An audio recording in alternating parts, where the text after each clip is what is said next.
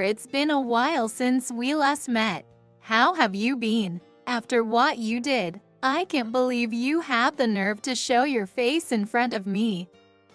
Even though Anna speaks harshly, it doesn't seem to affect the mother. It's my husband's funeral. Of course, I should attend, right? I was thinking we should talk about the inheritance. Anna laughs at her mother's words, finding them amusing. I'm sorry to inform you, but you won't be receiving any inheritance. Anna is a 32-year-old office worker. She has been married to her husband Terry for over 2 years. Their relationship started through work-related interactions at a client's place. As they met a few times, they started sharing personal stories and began going out together. Eventually, Terry formally asked her out. However, Anna initially hesitated to date him because he was 6 years younger than her. Are you sure you're okay with an older woman like me? When Anna expressed her concerns, Terry replied with a gentle smile. Age is just a number. My feelings for you won't change, Anna. These words filled her with embarrassment and happiness. And she fell for him. Their relationship progressed smoothly, leading to a proposal and marriage.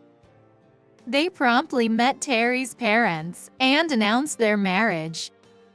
Terry's parents warmly welcomed her.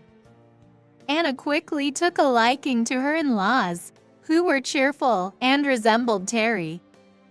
Next, it was time to introduce Terry to her parents. Oh my, he's quite younger than Anna, isn't he? But he's polite and seems like a nice match. Anna's parents quickly took a liking to Terry's character. Terry also seemed to have a good impression of Anna's parents. Blessed by both sets of parents, they got married. After the marriage, they shared household responsibilities and built their life together. Anna, your cooking tastes as good as a restaurant's. You're flattering me, but I'm glad you like it. Did your mom teach you how to cook this? No, I just used some recipes I found. My mom isn't really good at cooking. She was particular about not using any oil but this one for salads, though. Yeah, I see. She had her own preferences, I guess. She used to be a model back in the day. Really? That's surprising. Haven't I mentioned it before? She was a teen model from high school until she was about 19. She got pregnant at 19, and that's when she married Dad, so she took a break from modeling. But after I started elementary school, she resumed modeling for about 10 years. Wow, that's news to me. I always thought your mom was beautiful. But it makes sense now that I know she was a model. Really? You should tell that to my mom next time. She'd probably be so happy she'd jump for joy. Haha. Then let's visit your parents' house next time and make your mom happy. Agreed. Maybe on our next day off. Terry values his relationship with her parents and often suggests visiting them, which allows her to see her parents frequently, something she is grateful for. Their marriage was going well, but then they faced an unexpected tragedy. Anna's father was involved in an accident and had to live in a wheelchair. Anna, can you come over and help me today? I have help during the day, but I'm alone at night, and I could use your assistance. Understood. I'll stop by after work. Anna was worried about her father and her mother's capability to manage the housework and care. She informed her husband about her plan to help her parents after work. Terry offered to drive her to her parents' house and accompany her. Terry, thank you so much for helping out. No need to thank me. It's natural to help out when your parents are in trouble. Anna was deeply touched by her husband's kindness. Thank you, Anna, for coming.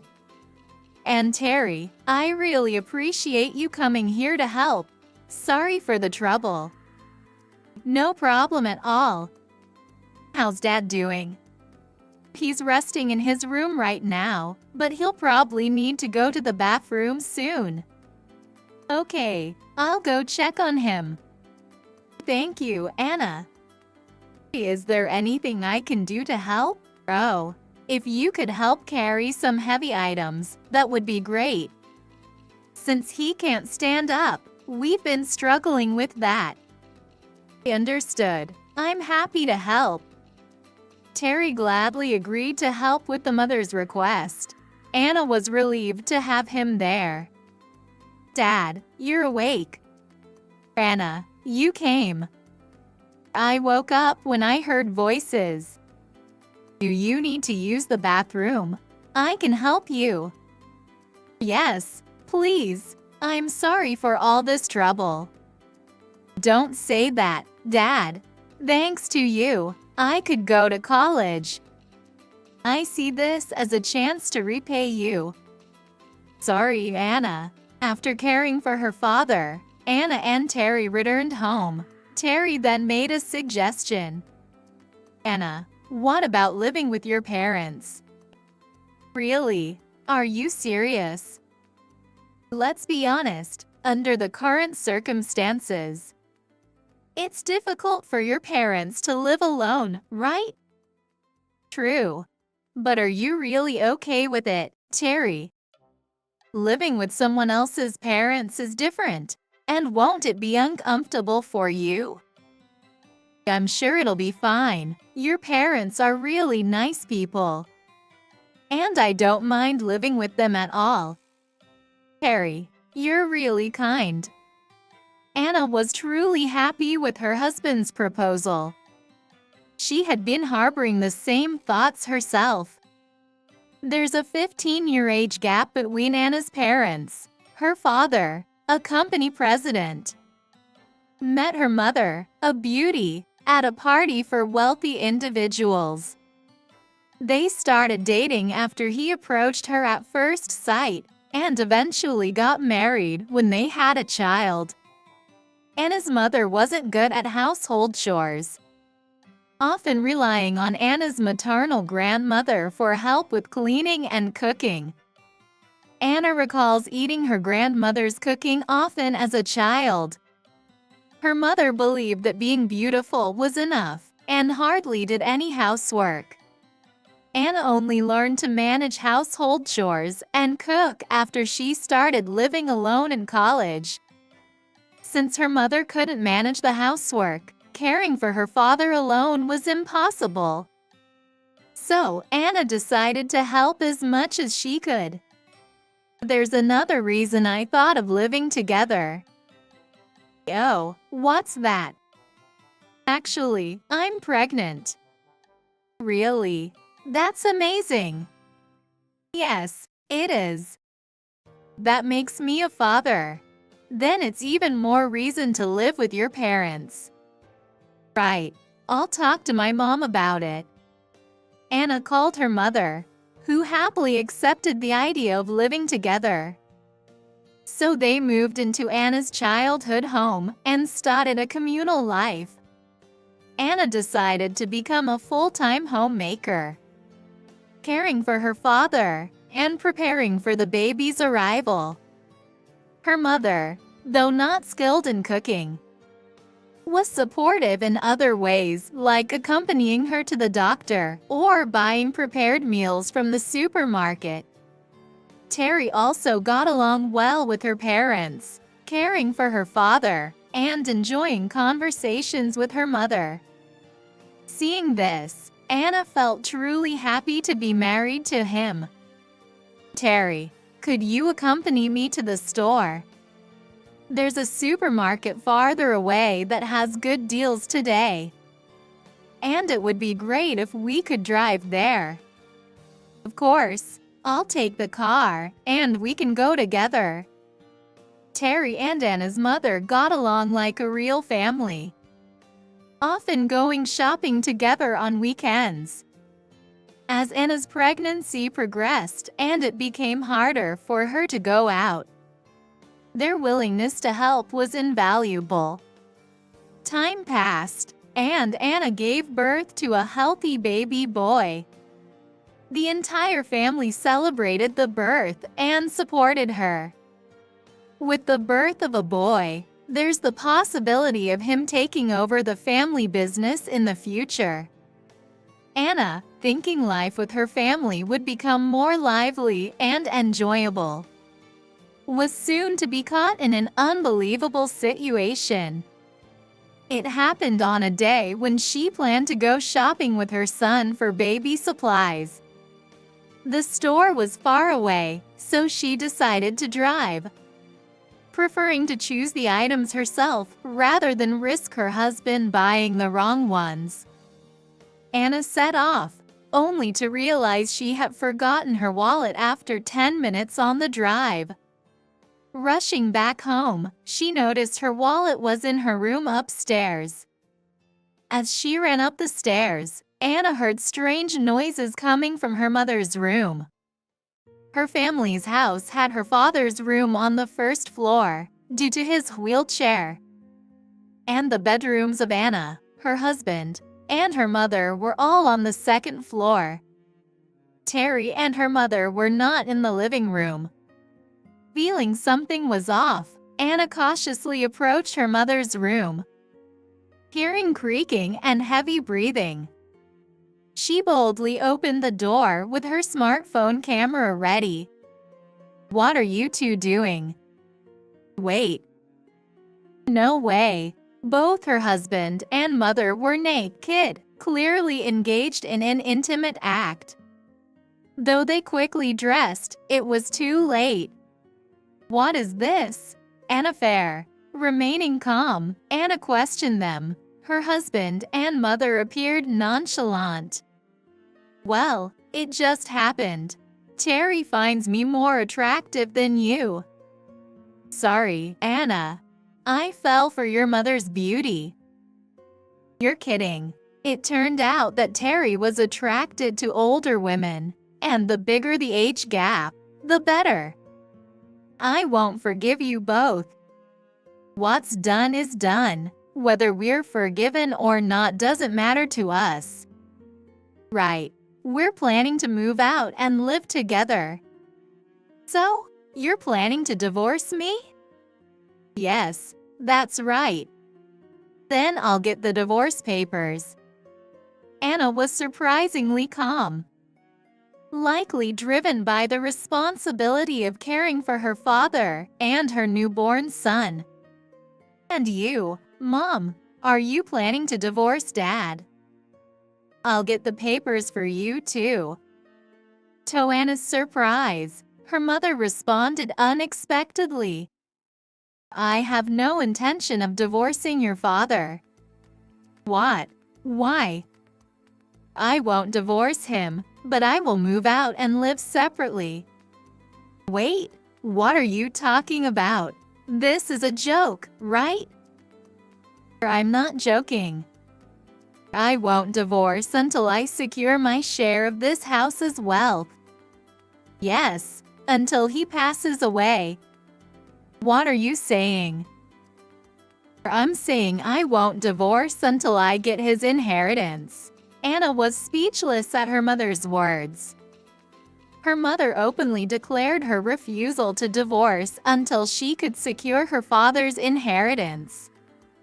"Your heart is rotten." Anna glared at her mother with anger and disdain.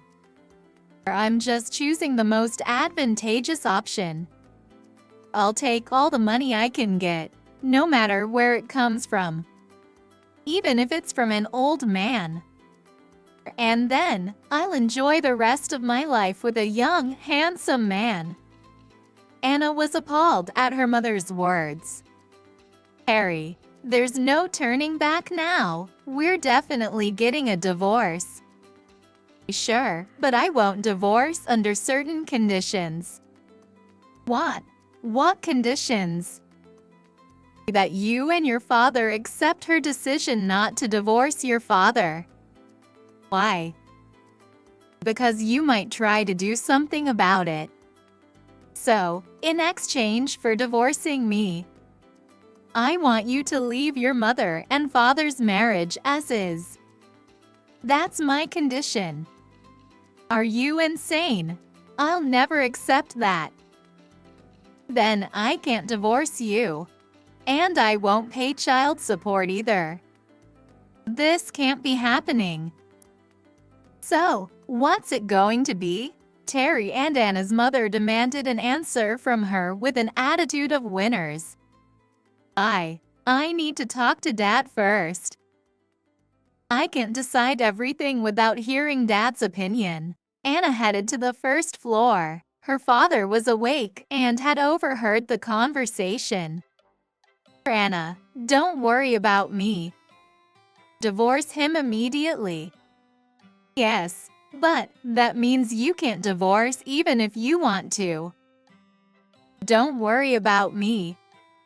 Just divorce that man right now. Her father, looking straight into her eyes, urged her to proceed with the divorce. He probably had a plan. Anna decided to follow her father's advice and accept Terry's condition to divorce immediately. Terry and her mother laughed loudly as they left, saying, "Let us know when he passes away." Anna's heart was in turmoil with anger and confusion. But her father was the one who was suffering the most. "Dad, I'm sorry. Terry did something terrible. Don't worry, Anna, they'll taste hell soon enough." Anna couldn't understand what her father was planning, but his intentions became clear later. "Anna, actually, your mother and I have been living separately for many years. She married me for money and then said it wasn't enough. I knew she was after my wealth. So I chose your divorce to prevent her from getting my inheritance." Anna was shocked but also relieved at her father's words. He had been planning for her sake, ensuring that her husband and mother wouldn't get their way. Indeed, this plan would make her mother and ex-husband face their comeuppance. Anna decided to forget about them and move on with her life. She returned to work as an office worker with the help of daytime caregivers. Her son grew up healthy, and she smoothly managed her father's care. Her father enjoyed his time with his grandson, hoping he would grow into a fine adult. 3 years passed quickly during this lifestyle. Recently, her father's health declined, and he was hospitalized. Without recovering, he eventually passed away. Anna, prepared for his father's death, handled it with composure.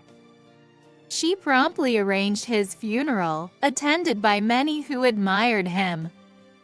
But at the funeral, Anna encountered the last people she wanted to see: her mother and ex-husband. "It's been a while. How have you been?" "Just as promised, I came for the funeral." "What do you want?" "I'm here to fulfill a promise." Despite what they had done, her mother and ex-husband had the audacity to attend her beloved father's funeral. How dare you show your face after what you did? Anna, men and women are drawn to each other by instinct. It can't be helped. Once attracted, it's unstoppable. Then why come to Dad's funeral? Why not spend time with him? "It's my husband's funeral. Of course, I should attend. Plus, I have a promise to fulfill." Let's talk about the inheritance. So, how much will I get? Anna couldn't help but laugh at her mother's words. Sorry, but you won't receive any inheritance. What? Don't lie. She is entitled to her share. Unfortunately, Mom and Dad were already divorced. That's a joke. I never agreed to a divorce. Don't you remember trying to file a divorce on Dad long ago? Dad kept it just in case. After you two left, I helped Dad submit the divorce paper, and it was processed. You no longer have any relation to Dad, meaning you're not eligible for any inheritance. At Anna's words, her mother and ex-husband turned pale. That can't be. This is a lie. Now that you understand the situation, please leave immediately. Be mindful of where you are. This is a funeral. Many who admired her father had gathered at the funeral. So her mother and ex-husband, who had betrayed and hurt him, were seen as enemies. Realizing the situation, they quickly left the scene. Apparently, they had been living a lavish life, incompatible with Terry's income. And her mother's savings had run dry. Furthermore, they had fallen into debt and were at their limit when they learned of her father's death. They had hoped to repay their debts with the inheritance, but their plans had backfired. And now their whereabouts were unknown. For Anna, they no longer mattered. Meanwhile, she had been working in her father's company for years and had taken over as president before his passing. Now, as the president, she's maintaining her father's business while striving in raising her son. She hopes her son will take over the company in the future, but if he has other dreams, she plans to fully support him. As a mother, Anna wants to closely watch her young and adorable son grow up.